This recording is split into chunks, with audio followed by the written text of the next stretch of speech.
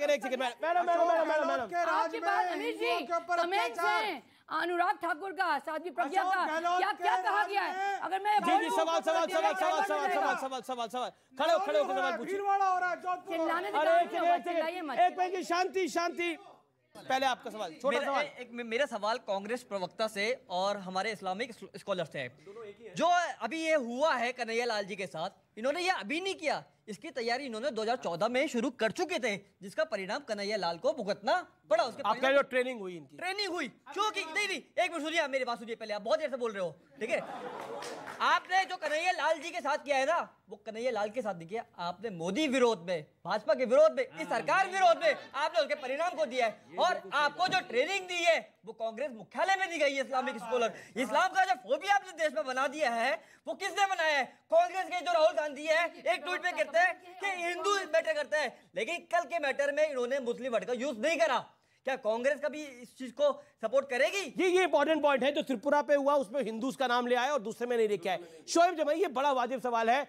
ये सिर्फ 2 साल 3 साल का मामला नहीं है, इसकी पूरी तैयारी वो पाकिस्तान से कर रहे थे। क्या आपको लगता नहीं है इस पे मंथन और चिंतन की आवश्यकता है? मेरे भाई ने हालांकि गुस्से और केरल के गवर्नर ने बात बोली कि आप हैरान क्यों रहे हो, मदरसों में पढ़ाया जाता है। केरल गवर्नर, केरल गवर्नर आरिफ मोहम्मद खान साहब ने ये बात बोली। जवाब दूं इस पे? आपने मुझसे सवाल पूछा तो मैं जवाब दे। अच्छा, लेट हिम आंसर। देखिए, मेरे भाई ने गुस्से में एक बात कही, लेकिन एक बात बहुत वाजिब कही कि 2014 से ये चल रहा है। मैं बार चीख के 2500 डिबेट में कह चुका हूं कि 2014 के बाद से नफरत का माहौल बढ़ा है। जो लोग धर्म संसद लगा करके नफरत फैला रहे थे, मारने काटने की बात कर रहे थे, वो नफरत ही फैला रहे थे। बजरंग मुनि जो रेप करने की बात कर रहा था, उसको बीजेपी सांसद ने माला पहनाया, वो नफरत की बात कर रहे। मैं कह रहा हूं ये रिलीजियस फंडामेंटलिज्म बढ़ रहा है। कैसे बोल सकते हैं? ये रिलीजियस फंडामेंटलिज्म बढ़ रहा है। रजा के समर्थक है क्या? अरे बोलो ना। अरे तो तौकीर रजा को गिरफ्तार कीजिए। बोलो ना, तौकीर रजा योगी जी की तारीफ करते हैं। अगर तौकीर रजा योगी जी की तारीफ करती है तो बहुत अच्छे हो रोजाना हिंदुओं को चैलेंज कर रहे हैं। तौकीर रजा योगी जी को गिरफ्तार कर रही है, योगी जी जुबैर को गिरफ्तार करने में तकलीफ हो रही है। देखिए, अगर आप लोग ऐसे चर्चा करेंगे तो मुझे डिबेट रोकनी पड़ेगी। आप लोग बीच में ना बोले। अभी एक सॉल्यूशन ये है। नहीं, देखिए, उनका 2014 से तात्पर्य ये था, आप समझ के भी अनजान बन रहे हैं। मैं आपको समझा देता हूं। उनका तात्पर्य यह था कि उनकी पाकिस्तान में ट्रेनिंग हो रही थी और पाकिस्तान की ट्रेनिंग को छुपाने के लिए आप मोदी को ब्लेम कर रहे हैं। जवाब दीजिए इस बात का। यानी कि हमारी देश के इंटेलिजेंस, आईबी और ये सब फेल्योर है। इनको 2014 से, यानी 8 सालों से चीजें चल रही है, इनको पता नहीं है। ये तो मोदी जी की फेल्योर है ना। मैं कह रहा हूं इसका सॉल्यूशन ये है, मोदी जी की चुप्पी कब तक। शोएब जमाई ने बड़ी वाजिब बात करी और मैं इस बात का समर्थन करता हूं कि इंटेलिजेंस को पता होना चाहिए इंटेलिजेंस का फेलियर है। वाकई इंटेलिजेंस का फेलियर है।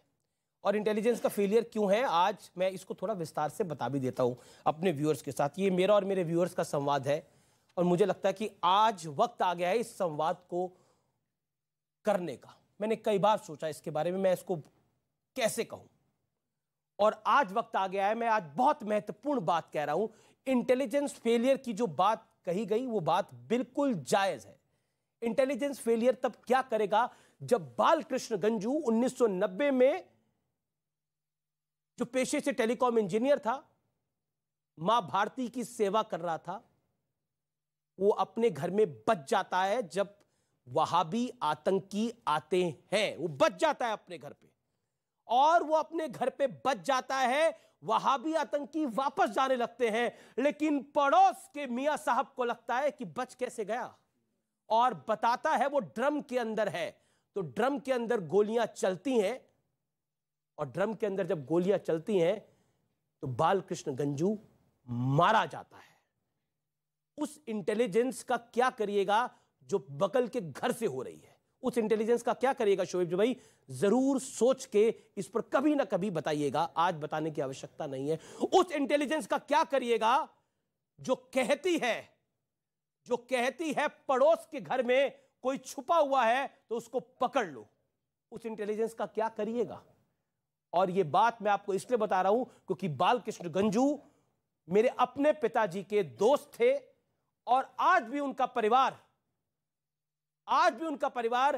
भारत में अब नहीं रहता, वो अमेरिका में रहते हैं। उनकी 2 बेटियां हैं, और मैं आपको बताना चाहता हूं वो सहम जाते हैं उस घटना को याद करते हैं।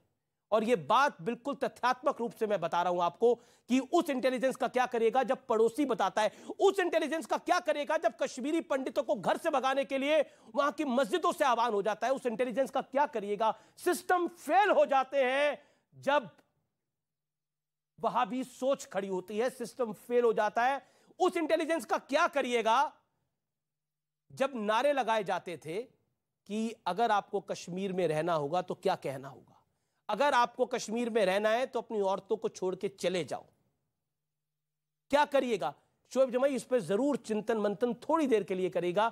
इंटेलिजेंस की आपने बात करी, मैं इसलिए इसका जिक्र आज कर रहा हूं, कन्हैयालाल साहू का भी पड़ोसी। एक सेकेंड, कौन सी इंटेलिजेंस? राजस्थान ना, मैं बताता हूं राजस्थान पुलिस की इंटेलिजेंस क्या करेगी इसके अंदर, हमारी इंटेलिजेंस क्या करेगी इस देश के अंदर जब पड़ोसी आकर पड़ोसी की गर्दन उतार देगा?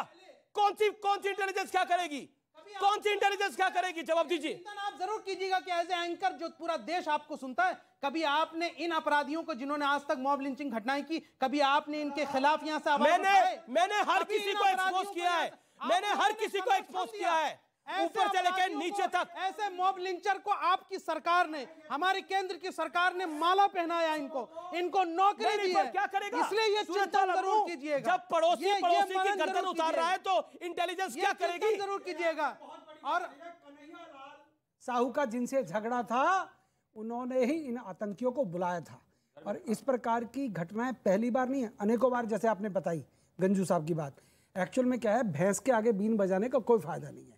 इन लोगों का इलाज, जो कट्टरता वाला शब्द आपने बोला ना, भारत छोड़ो, इन लोगों को या तो दोबारा से इनको कहो कि भैया अपना ठिकाना कहीं और ढूंढ लो, परंतु देश के अंदर रहना पड़ेगा। अगर अरे है नफरत है, को कह रहे हैं मेरे लोगों का गर्दन काटोगे आप, मेरे लोगों का गर्दन काटोगे, गरीब टेलर की गर्दन काटोगे। कट्टरवादी कोई भी हो, कट्टरवादी छोड़े तो फिर शंभूलाल रैगर को मानने वाले, अरे शंभूलाल रैगर ने लव जिहाद का विरोध किया था। अपलाग पहलू सबकी मॉब लिंचर। अच्छा ठीक है, आपकी बात में आता हूँ। जमाई सर, मेरा आपसे बहुत तमीज़ और तहजीब के साथ बस एक ही सवाल है कि आप जब भी ऐसी घटनाएं होती हैं, आप 2 एग्जाम्पल पीछे का लेके आते हो और इसको जस्टिफिकेशन कर देते हो कि भैया हम तैयार हैं, आप अगर आप चाहें तो आप फिर से ऐसा कांड कर सकते हैं। प्रत्यक्ष नहीं बट परोक्ष रूप से आप हमेशा ऐसे लोगों के साथ खड़े होते हैं जो कन्हैया का गर्दन उतार देते हैं। और मैं आपको बताता हूं क्यों खड़े होते हैं आप लोग। अगर आप लोग खड़े ना हो इनके पीछे तो आपकी दुकानें बंद हो जाएंगी। आप लोग लगातार ऐसी चीजों का समर्थन करते रहते हो, और मैं आपको बताता हूं क्यों। हम ऐसे लगातार डिबेट में जब आके हम कहते हैं सर आप ऐसी बातें मत करिए, इसका बाहर गलत असर पड़ता है। हम खुद जाके लगभग 200 से 300 बच्चों से बात की जो हमारे मुस्लिम भाई बहन हैं, हमने उनके दिमागों में आपकी छाप देखी है सर। आपकी बोली हुई भाषा उनके दिमागों में ऐसे पड़ती है कि वो गला उतारने से भी संकोच नहीं करते हैं। और आप जैसे लोग ऐसे चकाचौंध स्टूडियो में खड़े होकर जनता को बहला के फुसला के, उस 22-23 करोड़ आबादी को आप बहला फुसला के उसको गर्दन काटने पर मजबूर कर देते हो। आप जैसे लोगों को स्टूडियो में तो छोड़िए, आप जैसे लोगों को सबसे पहले बाहर निकालना चाहिए। गलती आपकी है। देखिए गलती आप शोएब भाई, अब ठीक है, अब आपने अपनी बात को रखा। अब शोएब भाई, मैं इतना जानता हूं, मेरा इतना पूर्ण विश्वास है कि हमने इस देश में हमेशा से कानून, संविधान और न्यायपालिका का सम्मान करते हुए बात कहा कि इस देश में कानून को हाथ लेने में किसी का अधिकार नहीं। और जो ऐसे दहशत फैलाने वाले दरिंदे वैसी, आज तक शोएब जमाई रिकॉर्ड उठा के देख लिया, हमने समर्थन। हाँ, लेकिन जो एग्जाम्पल्स हमने इसलिए दिए क्योंकि देश को यह बताना जरूरी कि कट्टरता का सोर्स और क्या क्या है। कट्टरता को जब आप सपोर्ट करते हैं तो उसका नुकसान क्या है। आज कन्हैयालाल तक ये जो वारदात पहुंची, क्यों पहुंची? क्योंकि हमारे देश में धार्मिक उन्माद फैलाने वालों को हीरो बनाया गया पूर्व में। मैं मान लेता हूं इनके 2 एग्जाम्पल जायज हैं, और ये कहते हैं कि 2014 से बाद में नफरत बढ़ी। आप मुझे एक चीज बताइए, ये कह रहे हैं कि बढ़ी क्यों, हम यहां आज कन्हैया तक क्यों पहुंच गए? जब 90 में कश्मीर में ये हंगामा हुआ तब तो नरेंद्र मोदी नहीं थे, तब तो कोई किसी पहलू खान और किसी अखलाक को नहीं मारा गया था लिंचिंग में। अगर हमने वहीं घुसकर उनको उसी समय ठीक कर दिया होता तो आज हम यहां नहीं खड़े होते जहां खड़े हैं। जब 66 में साधुओं को मारा गया, अगर वहीं पर चीजें ठीक कर दी गई होती तो यह नहीं होता। अगर कार सेवकों की स्थिति पर जब उनको पेट्रोल डालकर आग लगाई गई, अगर उनको वहीं ठीक कर दिया होता जो कि किया, तो तो आज ये सिचुएशन नहीं होती। प्रॉब्लम क्या है कि इनको हर जगह सिर्फ लिंचिंग, इसलिए किसी ने आतंकवादी ने गला काट दिया, हाँ हमारे साथ भी लिंचिंग होती है, किसी ने बम फोड़ दिया हमारे साथ भी लिंचिंग होती है, किसी ने हिंदू को पकड़ के मार दिया हमारे साथ भी लिंचिंग होती है। अरे कितना घिसते रहोगे इन दो लिंचिंग पे चर्चा हो रही है। और अंत में धार्मिक कट्टरवाद भाई, तो ये क्या तरीका है? लगातार बोले जा रहे हैं। सबसे कम बोले हैं ना शिवम, ना अनफेयर कर रहे हैं, अब अनफेयर कर, अनिका बोलेंगे इसके बाद, ना ओके। तो ये दूसरी बात, जहां तक बात इस माहौल की है, आप एक बात समझ लीजिए, अगर आपकी शालीनता, आपकी सौम्यता, अगर आपकी कायरता बन गई थी तो वो गलत है। आज चीजों को प्रतिकार करना पड़ेगा। अगर कोई गला काटेगा तो उसके लिए धरती पर आना पड़ेगा, सड़क पर आना पड़ेगा शालीनता से। प्रतिकार मतलब उसका विरोध करना पड़ेगा। अरे आपकी तरह गला नहीं काटने वाले लोग हैं। अगर गला काटने वाले होते तो बताया तो पहले नहीं काट देते। प्रतिकार मतलब विरोध, प्रतिकार मतलब सड़क पर विरोध। अगर लोग बदला लेने की बात करते उन्होंने बोला विरोध करना बोल रहा हूँ, फिर मैनिपुलेट कर जाएगी। अरे भैया इसको कोई कानून की मशीन लाकर दो, इनको ये क्या है, कुछ सब बोलते कुछ है। मैं आपको मौका दूंगा। कैसा बदला? प्रतिकार मतलब विरोध, धरती पर आकर, सड़क पर आकर विरोध तो होता है, तो होगा, और होगा, हिंदी हमको भी और होगा, प्रतिकार और होगा। प्रतिकार का मतलब विरोध होता है। देश सड़क पर आएगा, पूरा देश सड़क पर आएगा। बताइए मैडम, बता दीजिए, डिक्शनरी खोल लो। प्रतिकार करिए, विरोध होगा। अब ये फिर देखिए सर, मैं फिर से कह रहा हूँ, विरोध तो होगा, प्रतिकार होगा। तुम गर्दन का, अरे प्रतिकार भी होगा, विरोध भी होगा। अरे मुकदमा दर्ज कराओ, प्रतिकार भी होगा और विरोध भी होगा। गर्दन कटेगी, चुप नहीं बैठेंगे। अच्छा ठीक है, मैं अनिका आपके पास आता हूँ। देश का माहौल खराब कर रहा है, ये सबसे बड़ा सवाल है। इसका मेरा मानना यह है कि हेट स्पीच कोई भी दे, इररिस्पेक्टिव कोई भी पॉलिटिकल पार्टीज हो, सबसे पहले उन पे एक्शन होना चाहिए। अच्छा, राहुल गांधी जो हिंदुत्व को गाली देते हैं वो हेट स्पीच है कि नहीं? कभी नहीं। आप नहीं, अगर देख फिर वही बात है। अब एंकर देखो, अमीश जी आप इतने पॉपुलर एंकर हैं, अगर आप ही मिसट्रूट करेंगे किसी चीज को, हेट स्पीच, डबल स्टैंडर्ड्स नहीं चलेंगे। मैं यही तो कह रही हूँ आपको। बिल्कुल आखिरी दौर है, बिल्कुल आखिरी दौर है। एक सवाल जो कि मेरा सवाल बड़ा महत्वपूर्ण है। देखिए, हम इस दौर में अगर बात करें कट्टरता भारत छोड़ो शोएब भाई, तो बात उनकी भी करनी पड़ेगी जो कवर फायर देते हैं। बात उनकी भी करनी पड़ेगी जो ढाल बनाकर खड़े हो जाते हैं जब अपराधी पकड़े जाते हैं, तो उसमें वो धर्म देखते हैं। योगी आदित्यनाथ जब कार्रवाई करते हैं तो कुछ लोग बोलते हैं, अब वो कौन लोग बोलते हैं बताइएगा आप। कुछ लोग बोलते हैं देखिए मुसलमानों के साथ ही कार्रवाई हो रही है, मुसलमानों को ही पकड़ा जा रहा है।